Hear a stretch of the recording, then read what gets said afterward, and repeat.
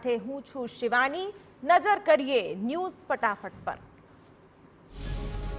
આગામી 24 કલાકમાં અમદાવાદ અને ગાંધીનગરમાં વરસાદની શક્યતા। બંગાળના ઉપસાગરમાં સિસ્ટમ બની છે, જેના કારણે આવતીકાલે 29 અને 30 જુલાઈએ હવામાન વિભાગે કરી ભારે વરસાદની આગાહી। બંગાળના ઉપસાગરમાં બનેલી સિસ્ટમ ગુજરાત તરફ આગળ વધી રહી છે, જેની અસર 2 દિવસ સુધી રહેશે।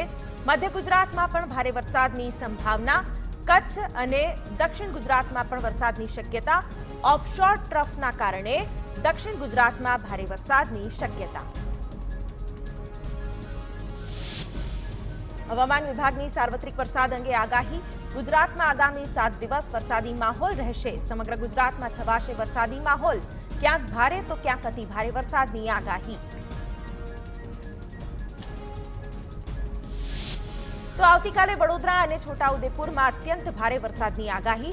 નર્મદા, ભરૂચ, મહીસાગર, દાહોદ, પંચમહાલ, આણંદ, અમદાવાદ, અમરેલી, ભાવનગર, બોટાદમાં ભારેથી અતિ ભારે વરસાદની આગાહી।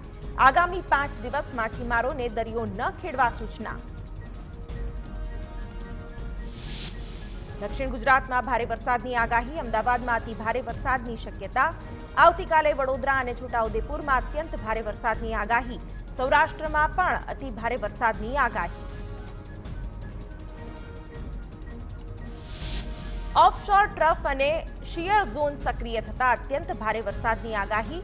અરવલ્લી, પંચમહાલ, દાહોદ, મહીસાગર, વડોદરા, છોટાઉદેપુરમાં અતિ ભારે વરસાદની આગાહી। સાબરકાંઠા, ગાંધીનગર, ખેડા, દમણ, દાદરાનગર હવેલી, અમરેલી, ભાવનગરમાં ભારે વરસાદની આગાહી।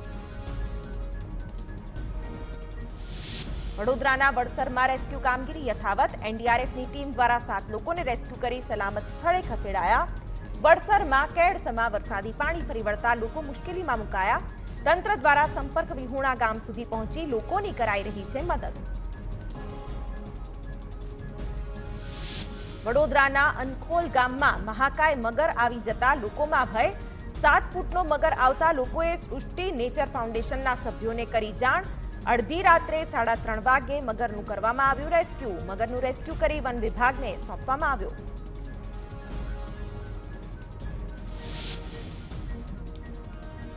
વડોદરા ડભોઈમાંથી પસાર થતી ઢાઢર નદીના પાણી ઓસરતા મગરે દેખા દીધી। ઉપરવાસના વરસાદના કારણે ઢાઢર નદીના પાણી નીચાણવાળા ગામોના માર્ગ પર ફરી વળ્યા હતા। પાણી ઓસરતા ડભોઈના દંગીવાડા ગામના ખેતરમાં 7 ફૂટનો મગર આવી ચડ્યો।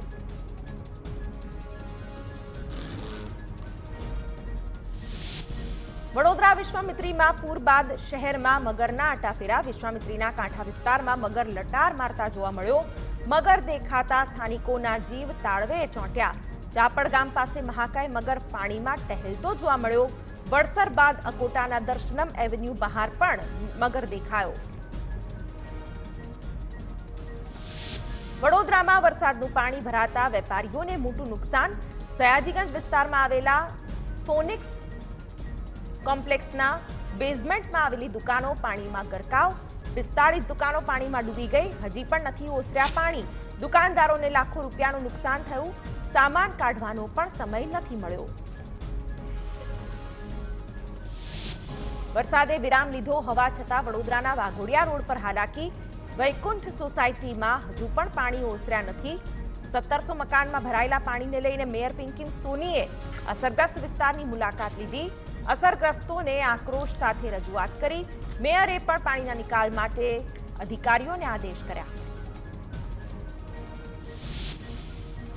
વિશ્વામિત્રી નદીના પૂર બાદ વડોદરામાં તારાજી। તો સાંસદ હેમાંગ જોશીએ મુખ્યપ્રધાનને લખ્યો પત્ર। પૂર પ્રભાવિત વિસ્તારમાં મદદની કરી માંગ। ભારે વરસાદથી લોકોના સ્વાસ્થ્ય અને આર્થિક નુકસાનની મોટા પાયે ફરિયાદો મળ્યાનો દાવો। લોકોને મદદ મળે તે માટે સહાય જાહેર કરવાની કરી માંગ।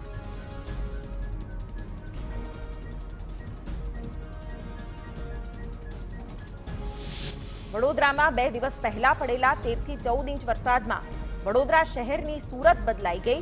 ચોમાસા પૂર્વે 6 કરોડના ખર્ચે રીસર્ફેસિંગ તેમજ પેચવર્કની કામગીરી કરવામાં આવી, પરંતુ હવે વડોદરા નગરી ખાડોદરા નગરી બની જતા અધિકારીઓ કોન્ટ્રાક્ટર સામે કડક પગલાં લેવા વિપક્ષની માંગ।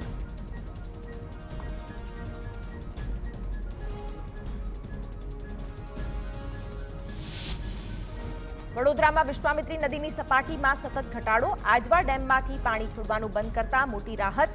હાલ વિશ્વામિત્રીની જળ સપાટી 24.64 ફૂટ નોંધાઈ છે. જળસ્તર ઘટતા કાલાઘોડા અને મંગલ પાંડે બ્રિજ પુનઃ શરૂ કરી ટ્રાફિકથી ધમધમતા થયા બંને બ્રિજ. વડોદરામાં પૂરનું સંકટ ટળતા તંત્ર પૂરથી બચવાના એક્શન પ્લાનમાં લાગ્યું. બેંગલુરુની સિકોન કંપનીએ પાલિકા સમક્ષ પ્રેઝન્ટેશન રજૂ કર્યું. શહેરના બહારથી જ પૂરના પાણીનો નિકાલ કરવાની ચર્ચા. પૂરના પાણીને મહી નદીમાં ડાયવર્ટ કરવાનું પ્લાનિંગ. હેલિકોપ્ટરથી વિશ્વામિત્રી નદીના ઉદ્ભવ સ્થાનથી દરિયા સુધી કંપની સર્વે કરશે.